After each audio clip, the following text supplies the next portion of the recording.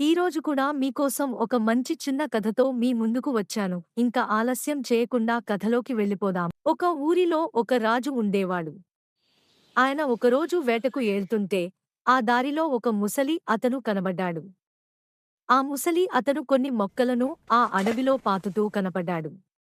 అది చూసిన రాజు నవ్వుతూ, "ఓ తాత, ఈ మొక్కలు ఎప్పటికీ పెద్దవి అవుతాయి అసలు.